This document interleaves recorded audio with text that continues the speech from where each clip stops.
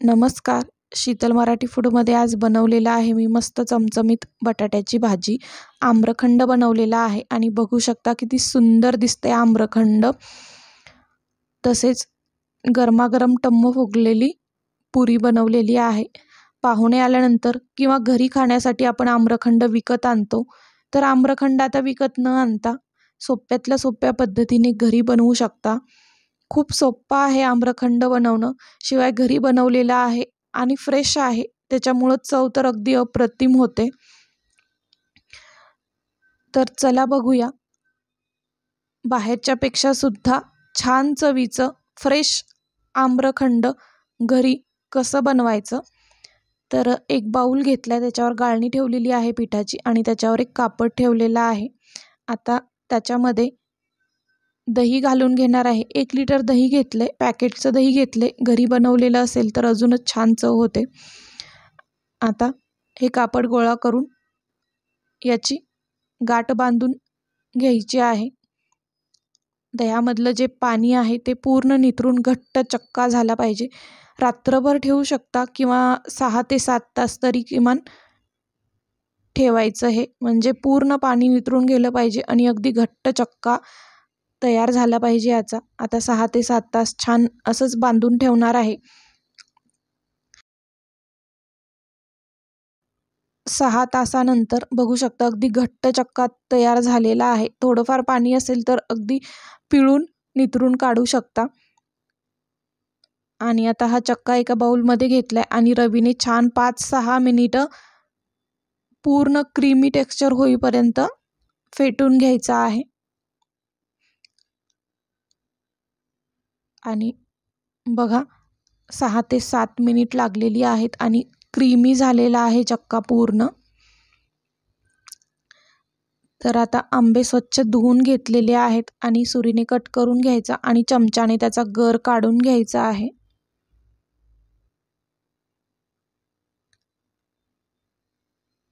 बघा किती सोप्या पद्धतीने गर निघतो. चमच्याने अशा प्रकारे काढला तर पटकन निघतो. तर आता सगळ्या आंब्यांचा गर काढून घेणार आहे अशाच पद्धतीने. आणि आता हा गर मिक्सरच्या भांड्यामध्ये घालायचा आणि एकदम बारीक प्युरी करून घ्यायची आहे. त्याच्यामध्ये जर गाठी राहिल्या तर श्रीखंड व्यवस्थित होत नाही. त्याच्यामुळं अगदी प्लेन आणि एकदम बारीक वाटून घ्यायचे. तर आता बघा हे वाटून झालेलं आहे. अर्धी वाटी गर निघालेला आहे. 1 वाटी पिठी साखर घेतलेली आहे आणि आता 2-3 वेलची घेतलेली आहेत आणि वेलची कुटून बारीक त्याची पावडर करून घ्यायची. आता फेटलेला जो चक्का होता त्याच्यामध्ये मँगोची प्युरी घालायची. त्याच्यानंतर त्याच्यात पिठी साखर घालायची. सुरुवातीला अर्धी वाटीच घालणार आहे मी, लागली तर नंतर घालणार आहे अजून. आंबे जर जास्त गोड असतील तर जास्त साखर लागत नाही, त्याच्यामुळं बघूनच साखर घाला.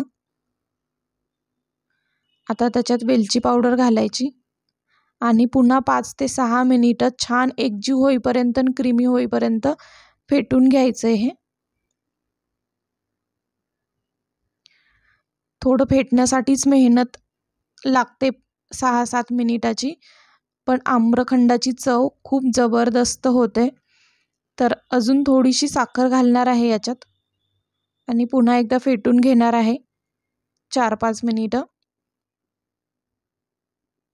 चक्का जेवढा घट्ट होईल तेवढं आम्रखंड छान होतं. त्यामुळं दही बांधून ठेवल्यानंतर पूर्ण पाणी निथरून जाऊ द्यायचं त्यातलं आणि घट्ट चक्का तयार करायचा. तर आता फेटून झालेला आहे आणि बघू शकता किती छान झालेला आहे आम्रखंड.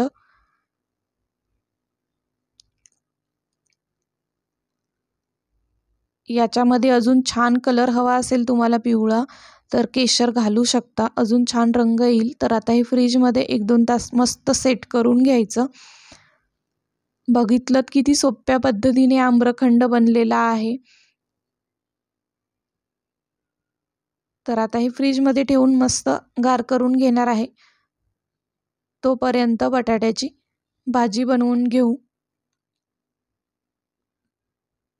तर बटाटे कुकरमध्ये घालून धुवून घेतले आणि त्यात दुसरं पाणी टाकून झाकण लावून कुकरचं आता बटाटे उकडून घेणार आहे. बटाटे उकडायला ठेवलेले आहेत तोपर्यंत पुऱ्यासाठी कणिक भिजवून घेऊया. तर 2 मोठी वाटी कणिक घेतलेली आहे. त्याच्यात चवीनुसार मीठ घालायचं आणि थोडीशी साखर घालायची. साखर याच्यासाठी की पुऱ्या खूप वेळ टम्म फुगलेल्या जशाच तशा राहतात, लवकर अशा चपट्या होत नाही, म्हणून साखर घालायची आणि थोडंसं 1 चमचाभर तेल घालायचं आणि पाणी घालून पीठ घट्ट भिजवायचं आहे. पीठ पातळ भिजवायचं नाही, चपाती बनवण्यासाठी भिजवतो आपण तसं नाही भिजवायचं, एकदम घट्ट भिजवायचं. तर आता हे पीठ भिजवून झालेलं आहे आणि झाकून एकदम मऊ होण्यासाठी ठेवून देणार आहे 10-1 मिनिटं साईडला. आता बटाटे उकडून झालेले आहेत, त्याची साल काढून घेणार आहे.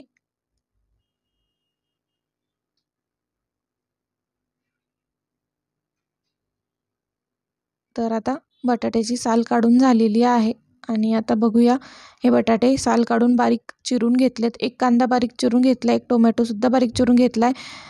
गरम मसाला आणि धना पावडर घेतलेली आहे. चवीनुसार मीठ, आलं लसूणची पेस्ट आहे, हळद, लाल तिखट आणि फोडणीसाठी जिरं मोहरी लागणार आहे आणि 1 कढीपत्त्याचं पान घेतलेलं आहे फोडणीसाठी.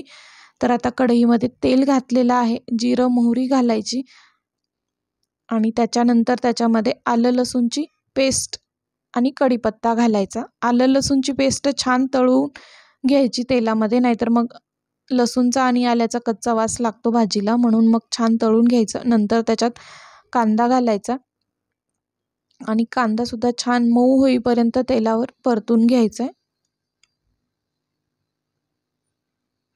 कांदा मऊ झाला की मग त्याच्यात टोमॅटो घालायचं आणि टोमॅटोसुद्धा 4-5 मिनिटं मऊ होऊ द्यायचा तेलात चांगला. टोमॅटो मऊ झाला की मग त्याच्यात मसाले घालायचे. अर्धा छोटा चमचा गरम मसाला आणि 1 चमचा धना पावडर घेतली आहे. हळद घातली अर्धा छोटा चमचा आणि 1 छोटा चमचा लाल तिखट घातलेला आहे आणि हे मसाले तेलामध्ये 2-3 मिनिटं परतून घ्यायचे. नंतर त्याच्यात बारीक चिरलेला बटाटा घालायचा, चवीनुसार मीठ घालायचं आणि आता मिक्स करून घ्यायचं. भाजी खूप घट्ट होते, त्याच्यामुळे याच्यात थोडंसं पाणी घालणार आहे. पाणी घालते वेळी गरमच पाणी घालायचं, गार पाणी घातलं की भाजीची चव बिघडते, त्याच्यामुळे मग गरम पाणी घालायचं. तर आता याच्यात थोडंसं गरम पाणी घालणार आहे. अजून पातळ भाजी हवी असेल तुम्हाला तर थोडंसं जास्त पाणी घालू शकता. तर आता याच्यात कोथिंबीर घातलेली आहे आणि मिक्स करून घ्यायचं मस्त आणि झाकण ठेवून 3-4 मिनिटं भाजी मस्त वाफवून घ्यायची आहे. आणि बघू शकता ही मस्त बटाट्याची भाजी तयार झालेली आहे. आता पुऱ्यासाठी जे पीठ मळलं होतं ते छान मऊ करून घेतलेलं आहे मळून पुन्हा. आता पीठ न लावता पुरी लाटणार आहे तेल लावून. त्यासाठी पोळीपाटाला आणि लाटण्याला तेल लावून घ्यायचे चांगलं. पिठाचा एक गोळा घ्यायचा, हातावरती गोल करायचा आणि पोळीपाटावरती ठेवून लाटून घ्यायचा आहे. तेल लावून लाटायचं म्हणजे पुऱ्या छान होतात आणि तेलसुद्धा खराब होत नाही. पीठ लावून पुरी लाटली तर मग जे पीठ आहे एक्स्ट्राचं ते तेलामध्ये जातं आणि तेल खराब होतं, त्यामुळे नंतरच्या पुऱ्या काळ्या होतात. म्हणून तेल लावून लाटायचं. तेल लावून लाटतो आपण पुरी, म्हणूनच पीठ घट्ट भिजवायचं. पातळ पीठ भिजवलं की लाटता येत नाही. तर आता एक पुरी लाटून झालेली आहे आणि बाकीच्या पुऱ्यासुद्धा लाटून घेणार आहे आणि मगच तळणार आहे. तोपर्यंत तेलसुद्धा गरम करायला ठेवलेलं आहे.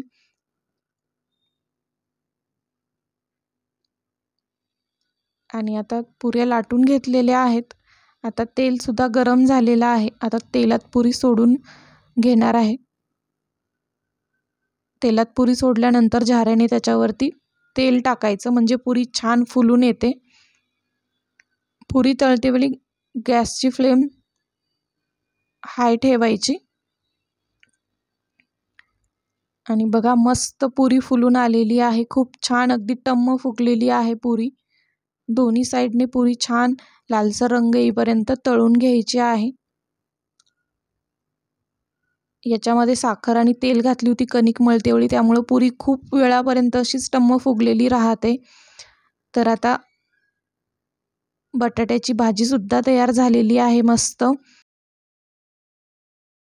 आम्रखंडसुद्धा फ्रीजमध्ये छान सेट झालेला आहे 1.5-2 तास. बघू शकता किती सुंदर रंग आलाय आणि खूप छान टेक्स्चर आले.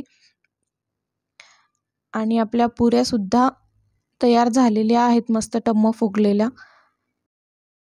बघितलंत ना तुम्ही की किती सोप्या पद्धतीने आपण आम्रखंड बनवलेला आहे. तर आता पाहुणे आल्यावर किंवा घरीसुद्धा तुम्हाला खावंसं वाटलं तर बाहेरून आम्रखंड न आणता घरच्या घरी सोप्या पद्धतीने या तुम्ही बनवू शकता.